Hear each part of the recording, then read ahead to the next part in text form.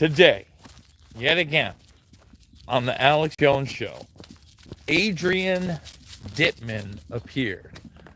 And for those that are unaware of the whole Adrian Dittman thing, Adrian Dittman, I just want to make sure that everybody knows what I'm saying here. I do not believe in itself or himself is Elon Musk. And why do I say that?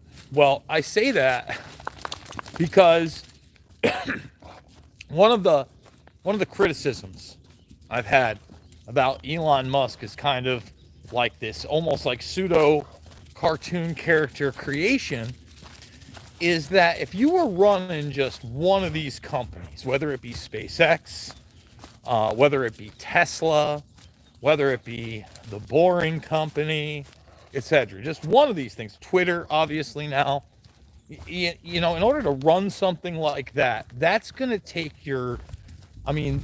that's going to take it all. You know, oversight on something like that is no joke, right? So I've always said, you know, how does he already have all this time to do all this press and all these interviews, et cetera, et cetera? Then you look at Dittman, okay, who clearly, you know, to me, is one of two things. And I brought this up on the Alex Jones Show today because I was in Spaces. Because once I saw Dittman was in Spaces, even before he was speaking, I'm like, you know what? I'm going to join the space. And I was hoping that I was going to actually be able to interact with Dittman. And because I want to debate what I think is either a bot or a surrogate.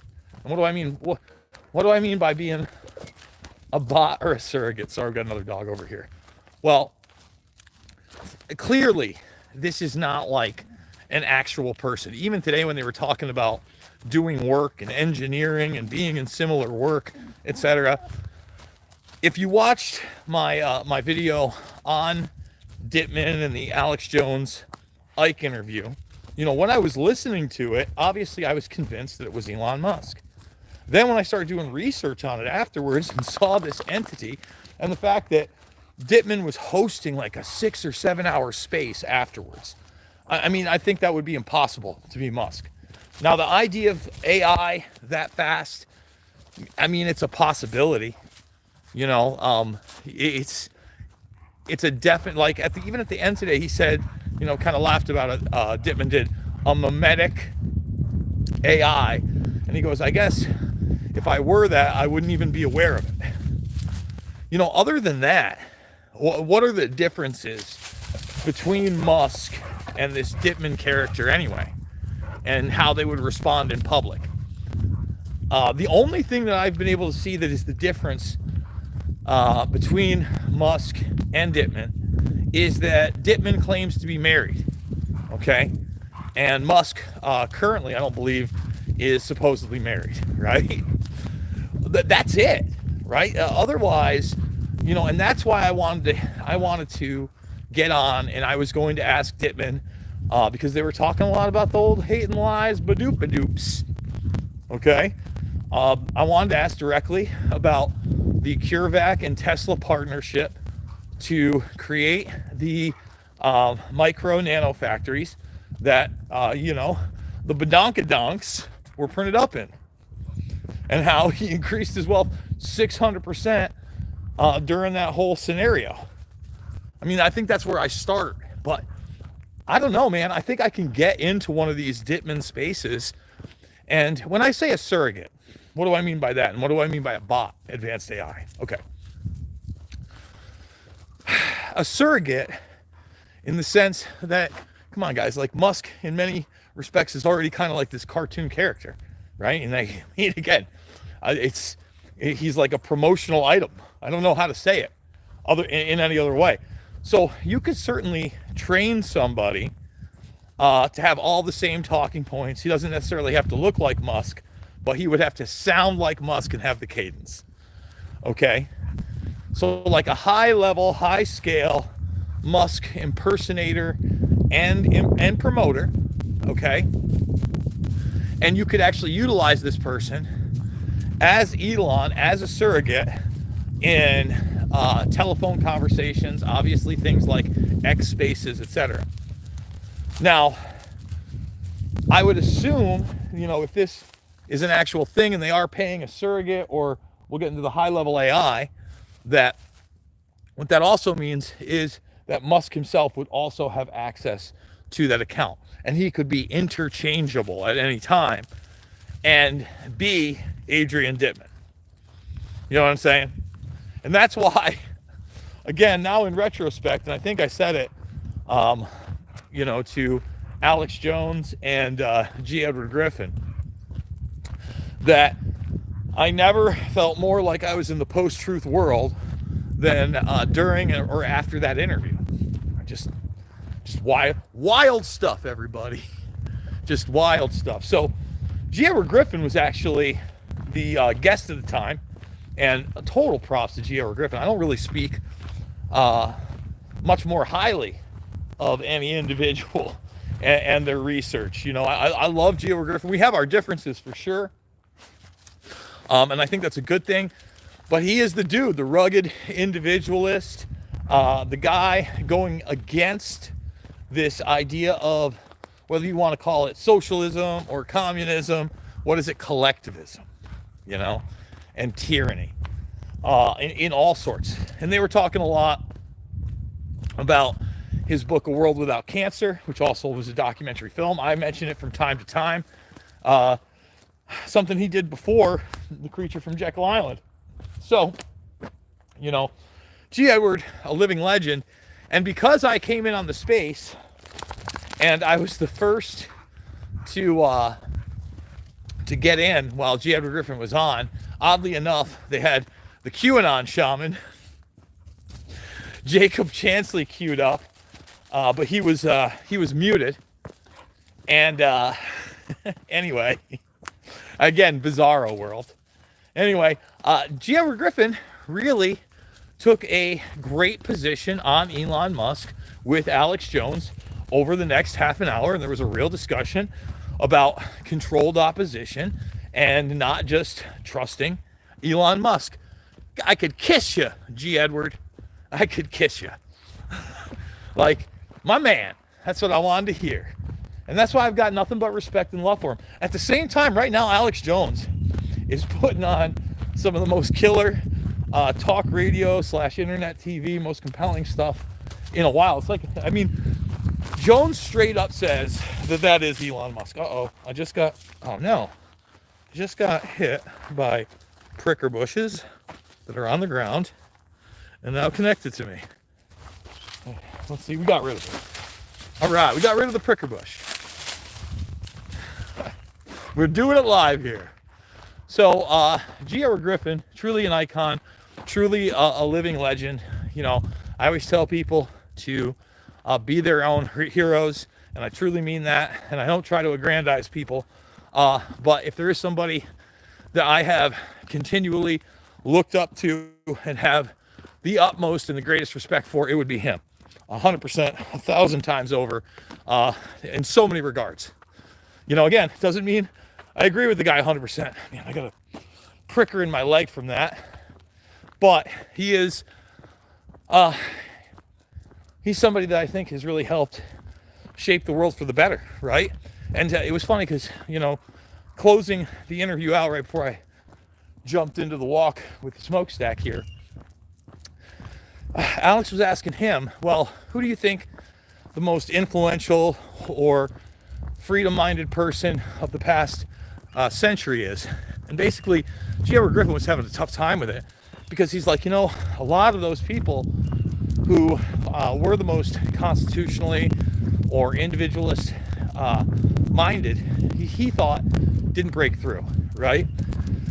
But man, I think he said a guy named Dan Sutton, and I'm not sure who Dan Sutton is, but he was like, if I had to say somebody, that was influence on me, and, Jones made the point, which I think was an ultra good point, that you never know. Like, I couldn't tell you who Dan Sutton was, right? I do know G. Edward Griffin extensively, and he's done a lot of work that, again, supersedes just me, and really even just this country.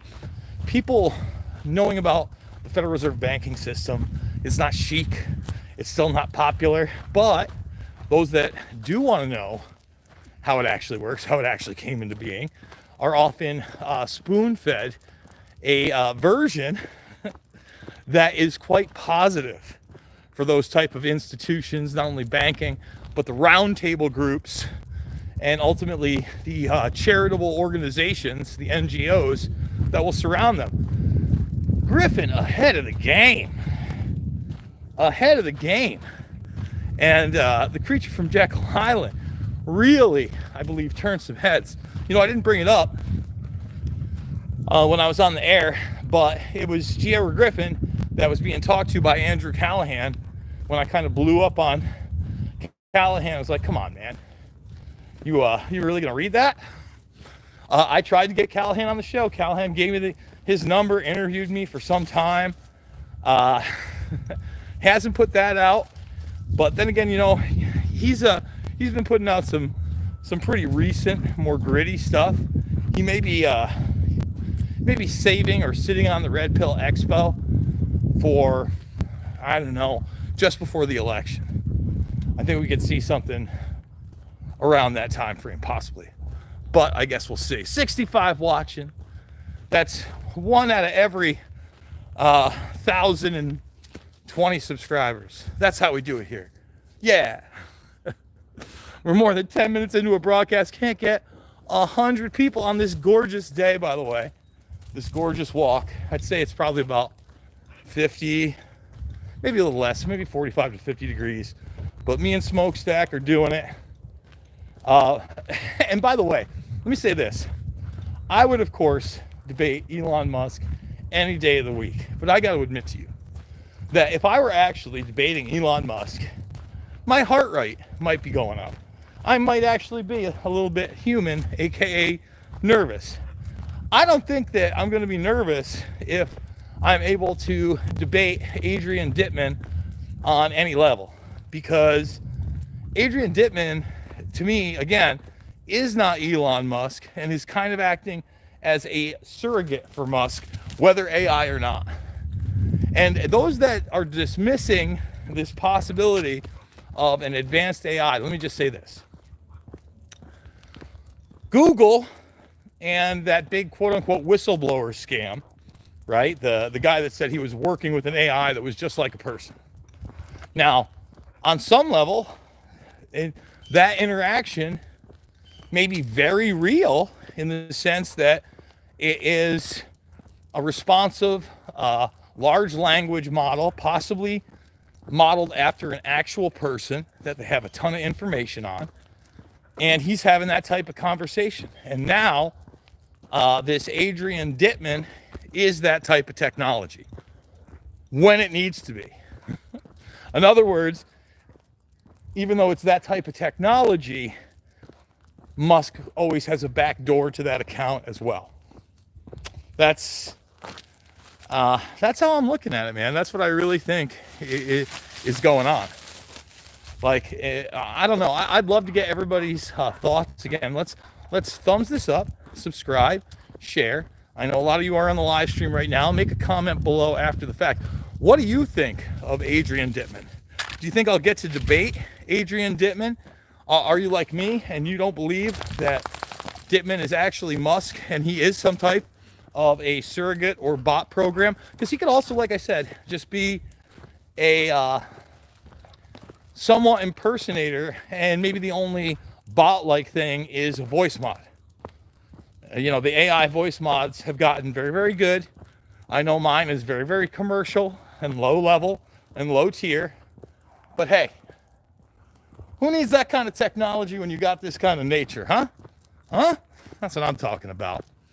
So, I know a lot of you guys think it's Musk. I don't necessarily think it's Musk at all.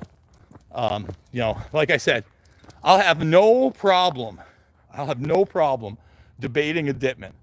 Like, because I do believe it's the opposite of what Jones thinks it is. But we'll find out. We'll see what happens. Look, you like the broadcast? I do want to remind everybody, I do this cool show called Making Sense of the Madness. It's over at the Patriot TV Rumble, is where you can see it Monday through Friday. 6 p.m. Eastern is when it launches. They've got a 24-hour stream, so you can watch it there. But then also the whole show gets posted. So please consider going to watch that. I do a lot of very interesting interviews over there. Some great interviews in the past couple of weeks. You know, from CIA assets in the 80s to Joe Hoft from the Gateway Pundit. Tomorrow I'm going to be having my boy Mark Schaffline and Zach Payne on. I really do like Zach. I think he's a really insightful, innovative guy. So check that out. And then if you want to financially support the broadcast, the links are down below. 5, 10, 15 bucks absolutely means the world to me. You can do so by buying me a coffee. I think the PayPal's still in there. Look, bottom line, guys, you know the drill. It's not about left or right. It's always about right and wrong. I loved what G. Edward Griffin had to say about the Musker nuts today. And I don't believe that is Elon Musk. So I'm going to try to have fun with it. I love you guys, and I'll see you on the flip side.